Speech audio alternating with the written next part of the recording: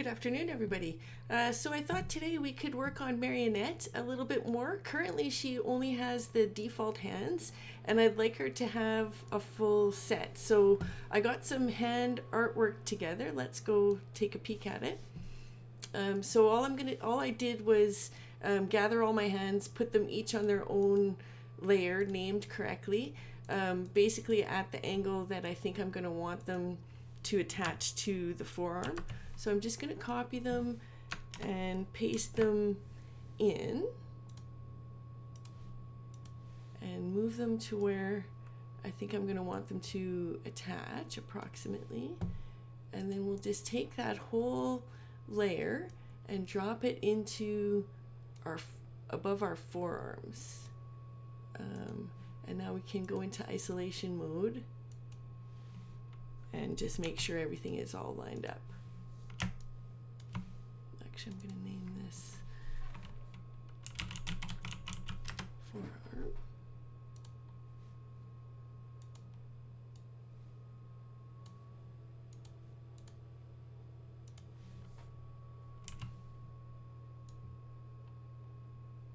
That one might be a bit big.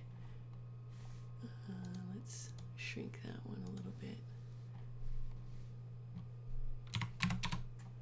That looks better. This one looks kind of weird, but when it's at the right angle, the hands on the hips looks quite good.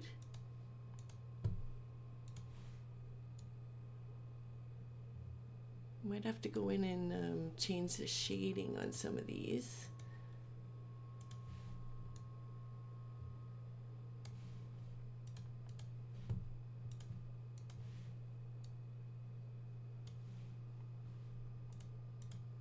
Looks a bit big as well, doesn't it?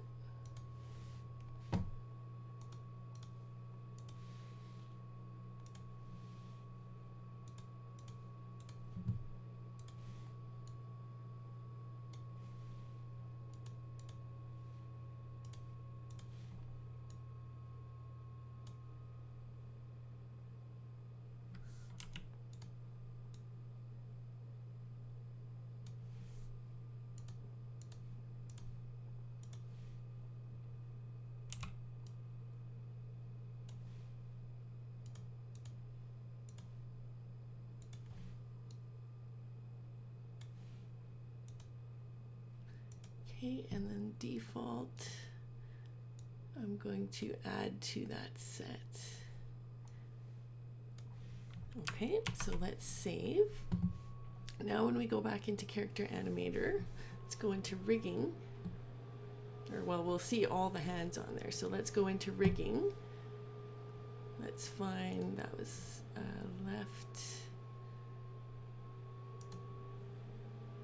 left arm. Left forearm, and we'll just take our hands and pull them in and create swap set. We can rename this to left hands. And here, if I was doing a live performance, I'd fill in all these triggers, but I'll just do one just to get it on the timeline. So that's left hand, so I usually do L for left hand and latch it.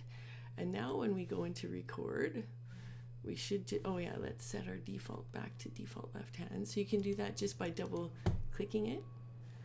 And now when we want to see the new hand, we just have to press L for left hand. So yeah, I'd do that for the other hand as well. But if you want to add to your basic puppet, this is what I'd call a standard puppet. It's got the mouth and a hand set. That's all you have to do. And if you're doing a live performance, you'd have all these filled in with their own keys and you'd be good to go. I just thought of one other thing before we go that you might want to do. So in the rigging, on these hands, I'm going to make independent and I'm going to put them on hinge. And I'll leave the other ones on not independent on weld. And you'll be able to see the difference. So when it's on hinge, it's going to stay horizontal to the scene. So you can see her hand here is staying horizontal to the scene. And the one that is not on hinge, it's still on weld, stays like that. So depending on the effect that you're looking for, that's actually kind of important effect when you're making your hands group that I kind of forgot to add. Yeah, other, other than that, I guess that's it. So have a great afternoon, everybody. Thanks again for joining me. Take care. Bye.